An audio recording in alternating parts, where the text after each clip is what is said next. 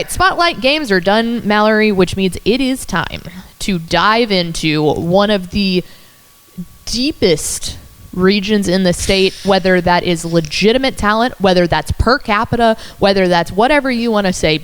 We call it Beast Texas for a reason. And just to put a cap on this real fast, we are combining, they're separate, but combining East Texas and the Piney Woods. Gabe Brooks, if you're listening to this, I know that Carthage is in the Piney Woods and not East Texas. So we understand that they're different. For time's sake, we're going to talk about them all together. And Tepper and I had a conversation about this before the show. I'm sorry I had to bring up Tepper, but I had to bring him up. Things that make you go, ugh. Correct. So I asked him, I was like, what is really that line between East Texas and Piney Woods? Because when you look at the Piney Woods and the teams that are in there, you see Carthage, right? Mm-hmm. We technically have Carthage in the Piney Woods, but that is one that could go either way. They're in the very tip of Piney Woods. Well, here's how he kind of explained it to me. He said East Texas to him is like the greater Tyler area and those cities surrounding the greater Tyler area. But when you look at Piney Woods, that's more of the greater Lufkin and the Nacogdoches area. Mm-hmm. So that kind of gives you a little bit more of a perspective on where these teams fall and how we differentiate East Texas and Piney Woods. I will say that I don't think that there is a more highly debated thing when it comes to regions. We split the state into 21 different regions. Mm-hmm. I do not think the only other one that I could potentially say is like the West Texas Panhandle South Plains. Like some people would consider that, but that is such a vast difference between those cities. It's a lot easier to draw a line. East Texas is a lot more compact. Yes. So it is very highly debated, but we will start off with the East Texas ranked teams. Starting off in 5A Division II, it's the number 4 Texarkana Texas High Tigers. That's a lot of T's. That's a lot of T's. A lot of T's. We've already live on Dave Campbell's Texan Live. Correct. We've already talked about him because that game is going to be one of our spotlight games in week 3 of Texas football tonight. But like we said, the offense is rolling right now. They're starting off 2-0, really hot. Big game against Midlothian Heritage this week. Really excited to see if this is going to be a test for them. Or did you have something else to say about that? I was going to say down to 4A Division I we go.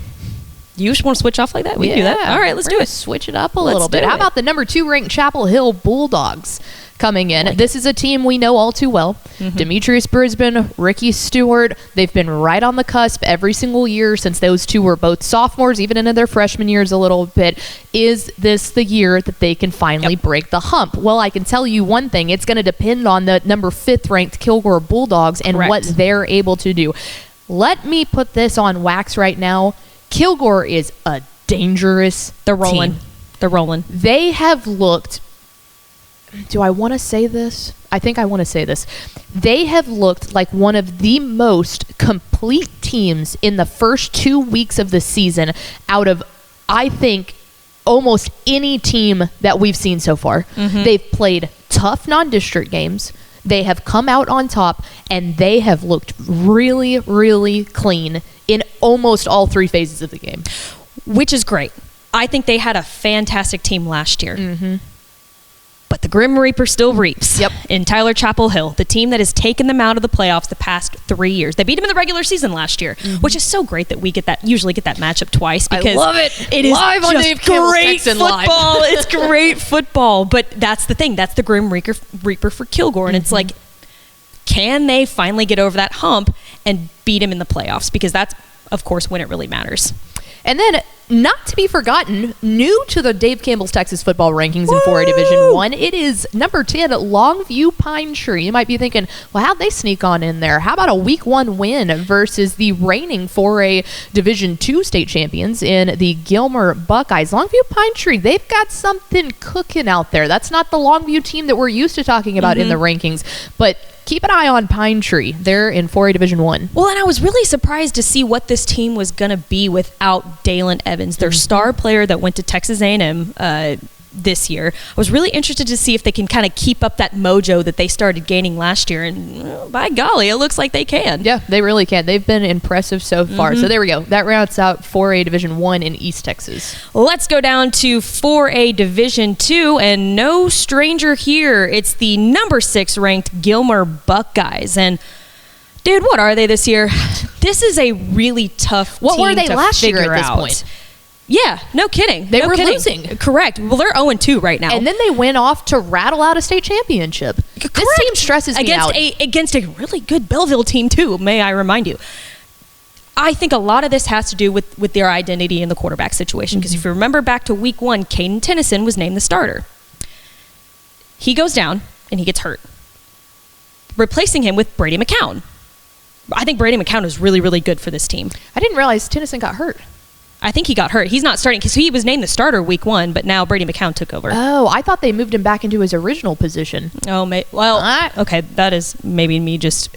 I thought they moved him over back into wide receiver. But I saw something about him getting hurt, so that's why we're gonna figure that out. Yeah, we'll figure that out. But anyways, Owen McCown takes over quarterback. I think I think it's one of those things where they're just trying to figure out that situation there, right? But I still think this is a really good ball club. I don't think you should put too much stock in that 0-2 record right now. I think they're just going to try and get things rolling just like they did last year come playoff time. I think the defense looks a lot better right now than it did last year at this point in time. I know that they've lost, but I think that helps some too. So interested to see. But again, we were in this exact same spot throwing all the amount of dirt on Gilmer at this point last year. So it's like we get it, Buckeyes fans. We're going to keep watching. Right.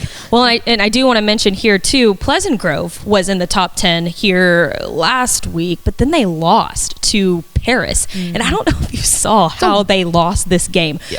The final score was 7-0. A 99-yard interception return for a touchdown for Paris. So they win the game 7-0.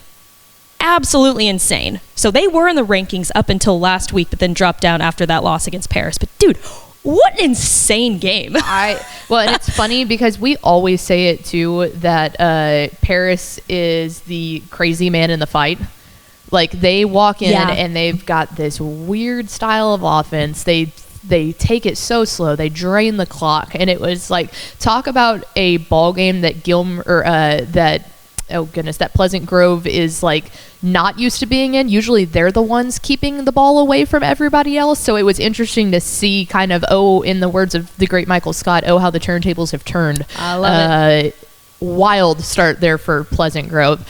Moving on now to 3A Division 1 is a team that we know all too well, and that is the number 1 ranked Malakoff Tigers. The guy is back. Who? Mike Jones. There it is. She got it. The young gun got it. But Mike Jones is back. This is the team that we saw claim their first state championship last year, a first state championship in a while, but Coach Jamie Driscoll finally gets it done after a long drought of state championships for him personally, playing in one as a player, coaching in another one, now head coach in one, finally was able to get that done. The Tigers are off and running with a 2-0 start, a 49-0 romping over West Rusk, and then a very good win at Lorena, 34-14, which I still have a lot of questions on Lorena. We talked about them last week. But to go on the road to a team that we've seen play in a state championship the past couple of years, very, very good win. So not too much to say on Malakoff from my end. No, well, I'll add this to it a little bit too. They're returning linebacker Parker Poteet, who was also the defensive MVP in the state championship game. So not only are they rolling on offense, they got their star guy back and on their defense. And this is a team that pitched 5-6 shutouts last year. Yep. They're not going away. Our boy Doc Rimberg is graduated and I'm gone. so proud of him. Our most special boy. On the first team all Carter Yates team. Yes, exactly. A very high honor here and high regard at Dave Campbell's Texas football. And then we rounded out with number 9, Texarkana Liberty Ilu. They are off and running to start the season. Excited to see if they are able to keep climbing up the ladder there. Well, and this is a team that went 0-8 back in 2018, and now they had a 3-5 they went 3-5 last season. So I was like, how are they ranked, right? Well, they're bringing in a new head coach in Brad Willard. a lot of weapons on the offensive side of the ball, and they're returning depth on the defensive line and experience on the offensive line gives them a good, really, really good head start to the start of this season. And they're taking over a JV team that was 9-0 last year. So really good inheriting squad by Coach Willard there. Where was I'm drawing a blank. Where was Willard at beforehand? I thought he was an OC. Yeah. Live on Women Talking Football, we are doing some research here. Oh, Mount Vernon head coach. That's right. Because correct. we were like, oh, this is the exact type of offensive firepower of a spark that they need, a very, very smart offensive mind. So, yes, that's where it was. I was like, man, it is on the tip of my tongue. I thought he was the Mount Vernon OC beforehand. My apologies to Coach Willard. Yeah. And then we rounded out 3A Division II with New Diana. So there you go, the East Texas ranked team. Let's do a hard stop. Cut a hard line for anybody that wants to argue with us. Let's dive in to the Piney Woods region. Starting off in 4A Division II. This is going to make some people angry because we're considering this Piney Woods. It's the number 1 ranked Carthage Bulldogs.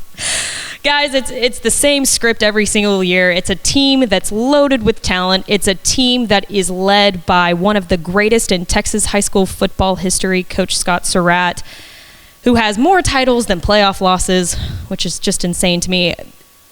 And this is a team that's kind of on the hunt for revenge of last season because they were knocked out earlier in the playoffs by Gilmer, who, of course, went on to win 4A Division II state title game last year. I don't think they're going away. I think that they're back for revenge. I think Scott Surratt is cooking. I think this team's cooking.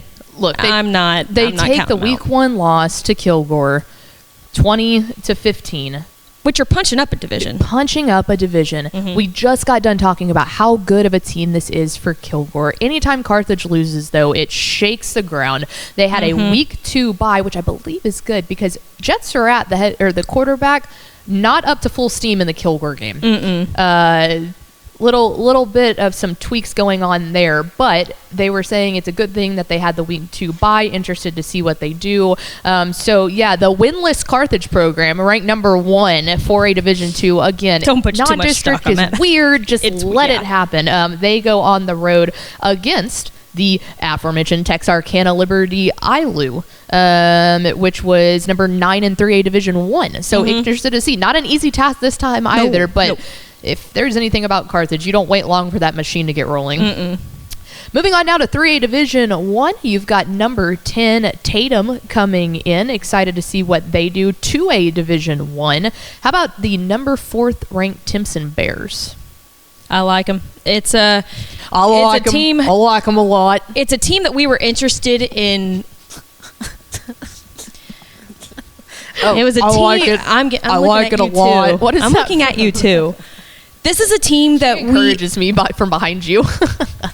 Can I say my thing about Timpson? Be my guest. Big Bears fan. The Bears. The Bears. Quick note on them. We kind of had not questions about this team, but I was just curious to see what they were going to do without powerhouse Terry Bussey, right? That is a hard human to replace. He's the best player Timpson's ever seen. He's the best player that I've ever seen. He's one of the best 2A players we've ever seen. Correct.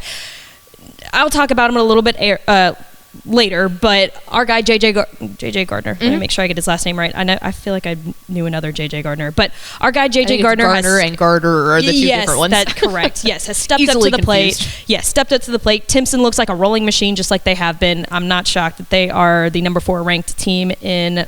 I lost my spot. 2A Division I. Division I. Correct. Moving on to number 6, Garrison, the Bulldogs, off to a 2-0 start, a win at Wascom and a win over ARP. I feel like that's the only way you can say ARP, and I mean it with like the most love in my heart. But Brandon Alvarez's squad is off to a really, really good spot. Antonio Yarbrough has looked great at the running back position. I've been impressed with their defense. There was a lot of young guys coming in at defense. We knew the offense was going to be pretty steady, but how was that defense able to step up? And so far through 2 weeks of the season, they've looked pretty good. So some improvements to make, definitely, but interested to watch their game not only this week against Anahuac, but in a couple of weeks against Lovelady. That'll be the one that I'm that I kind of have circled on the calendar of what are they going to do. I agree. Number 9, the Beckville, what is their Bears? They're those two, aren't they? Backville Bearcats? Bearcat, something like that. There's no way to find this out. Yeah. Bearcats. Boom. Boom. You really are good on mascots. Off the noggin. Yeah. Yeah, That's you what really happens are when you good. hang around Greg Tepper too much. You start. Well, you do 2 shows with him now. Metamorphosis. You do 3 shows with him now. You see him on Monday, Thursday, and then a lot, on Fridays. But anyway, the number 9 ranked Beckville Bearcats. The thing with this team is it's never the regular season, right? They always roll through the regular season. It's getting stuck in Region 3 with Timpson, Garrison, Cupper, Honeygrove. It's just because even gauntlet. if you beat those teams once, being able to beat them twice in the playoffs it's so hard. It's a tough region when it comes to the playoffs, and Beckville's rolling right now. Again, it's never the regular season for them. They have Harmony next week, which doesn't look like the Harmony team that we're used to. They've started 0-2, but really, really impressed with this Beckville team so far. It's just that Region 3 that's scary. They get stuck into the playoffs. We move down now to 2A Division 2. Lady! A team that, if you are a longtime viewer of WTF, holds one of the most special places in your heart, and that is number 9, Lady.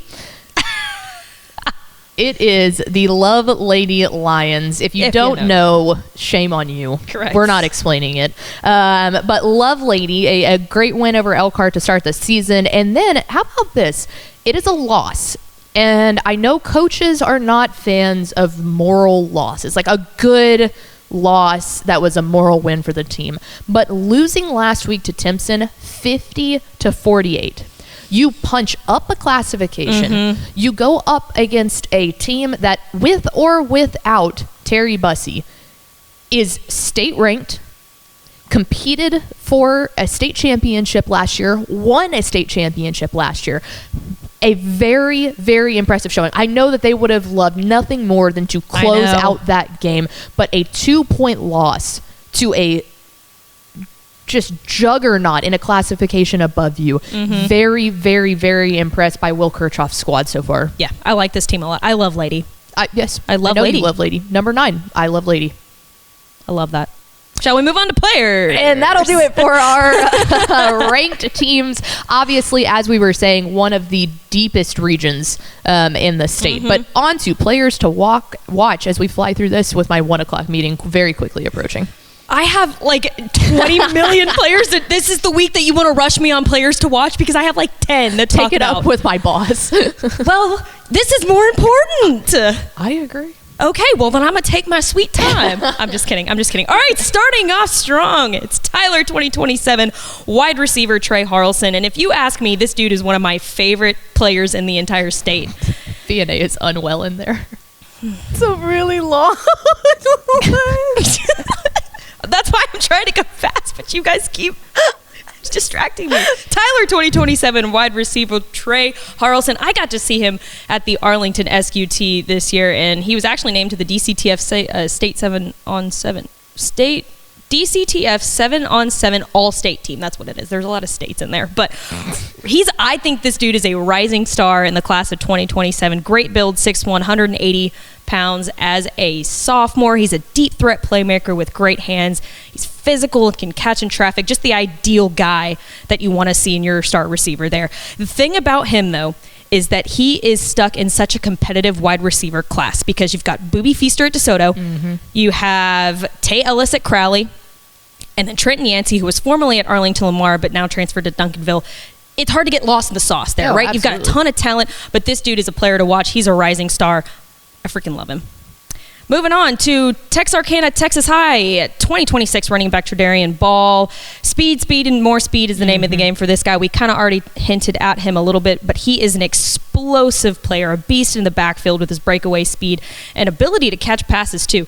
Dude is just all around impressive. He had 3 touchdowns, 2 on the ground, 1 in the air last week against their win against Argyle Liberty Christian. That's why, because we were talking about that.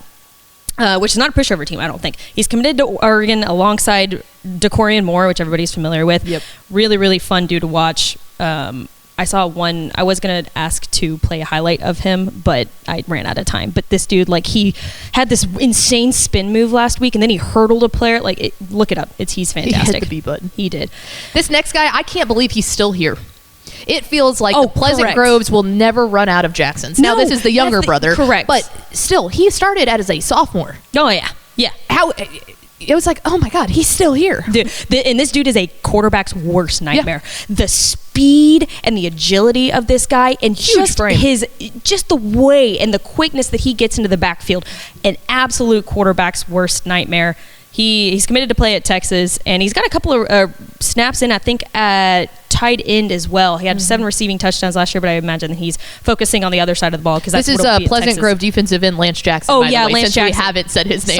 Sorry. Yeah, you set me up for that, and I'm trying to go quickly. Okay, you wanted me to go I also fast. love that Mallory's like, oh, I'll say like one thing about him, and then goes off this like. Well, I just get so excited. I watch the tape, and I'm like, this dude is awesome. Can't help herself. A recruiting fiend in this one. I can't. Moving right along, I'm going to group these two together because you have to. You can't talk about one without talking about the other. Tyler Chapel Hill, 2025 running back Ricky Stewart, and 2025 quarterback Demetrius Brisbane, the dynamic Beast Texas duo. Both were committed to SMU at one point. Demetrius Brisbane flipped to Baylor, and Ricky Stewart flipped to Texas. Both started as freshmen on varsity. Both just dynamic playmakers. I mean, and when you think of Beast Texas, when you think of obviously Tyler Chapel Hill, you think of these two guys, and this is their last year. They're seniors. If it's not this year for Tyler Chapel Hill, I don't know when it is. When it is. And that was the thing, is like, that's why it was so shocking that Anna 21 to blanked him, because it was like, how in the world has no one found a way to stop these two, and then suddenly they had the secret sauce to keeping them scoreless. That's another reason why it's like, there's the revenge tour. I think so too. Stewart, super fast, obviously, has great open field acceleration, really fun to watch. Brisbane, a guy that can make plays on his feet and with his arm as well, but I think he's honestly more dangerous with his feet. But both really fun to watch. If you haven't watched a Tyler Chapel Hill game, I suggest you do that, because that's a dynamic duo you do not want to miss. Moving on down to Brownsboro, 2025 cornerback Micah Strickland. High football IQ, I think, with just the ability to play in all 3 phases of the game. I know he did it last year. I'm not sure if he's done that this year, but you don't want to be matched up with him, because he will wreak havoc on you all night. Committed to play at TCU, which kind of feeds into this next guy, Kilgore 2025 safety Jaden Sanders, who is kind of similar to Micah Strickland in the way that they play in all 3 phases of the game. Jaden Sanders, one of the top playmakers in the state, obviously. 697 receiving yards, 7 touchdowns, 35 tackles, 3 interceptions last season. He's just a dude all around. Leads a defense that really gelled last season and is only going to become better this year. And he's committed to play at the University of Michigan. Moving on. I think her mic got real low there for a second. I don't know what dials were turning over there. He's committed to play at the University of Michigan. I didn't. Who's that? I didn't touch nothing. Y'all 1-1. Just want to say that. Anyway, moving down to Carthage, 2026 running back KJ Edwards, a total ball dog, a leader for this Carthage offense. He broke out as a sophomore, ran for 1,700 yards and 24 touchdowns. This dude, 10 yards per carry. Averaging 10 yards a carry. I have the YouTube stream pulled up, and it's a little bit delayed, and I just went back and got to see your face as you went, yeah, 1-1. That was gold. I need a screenshot of that. Anyways, KJ Edwards, the real dude at Carthage here. He's got the speed and the ability to cut and change direction on the fly. He's got offers from all the big programs like Ole Miss, Georgia, Michigan, Texas. Love watching him in Scott Surratt's offense. Moving on with Mount Enterprise 2026 running back Keegan Ash. Did you know that Mount Enterprise runs the slot T? And they run it really, really well with the dynamic 1-2 punch in Keegan Ash and Tracy Thompson in the backfield. Almost 3,000 yards on the ground and 38 touchdowns for this dude. You never know which way they're going, but you know one of the two of them and have it the hurts ball. my head. I was watching his film and I was like, this is just such a hard offense. I am confusion. It's really, really hard to watch. But this dude, 346 yards, 6 touchdowns in last week's win over Alba Golden, which is really kind of. I was looking at this team. I was like, I feel like they're kind of a dark horse in that area because they went 5-5 last season, but they're kind of on the come up. They're 2-0 right now, and with this dynamic 1-2 punch duo, they could be a team to watch in this year. And to round it all out, I've mentioned him earlier, Timpson 2025 running back J.J. Gardner. And this like we mentioned earlier, we were going to see if he could step up and take the place of generational talent Terry Bussey. Mm-hmm. The answer is yes. Yeah. The answer is yes. 600 yards and 8 touchdowns through 2 games this season. Yeah. He is an unbelievable, unstopping machine. Now, obviously, let's clear up the fact that it was better having Terry Bussey and JJ Garner on the same team. Absolutely. So it's absolutely. It's hard to put all of that pressure onto one kid when he, if you go back and look at his stats from last year, was incredible even with a superstar like Bussey next to him. But it definitely isn't the drop off that people assume that it would be. No, not at all. He's a really, really fun player to watch. He's got the speed. He's got the breakaway speed. He's just a big time threat to any defense that he faces. And he's got looks, of course, from programs like Texas Tech, Oregon State, UTSA, North Texas. Timpson ain't going away. They're staying. They're here for this. They're here for the long haul. So there you go, our players to watch.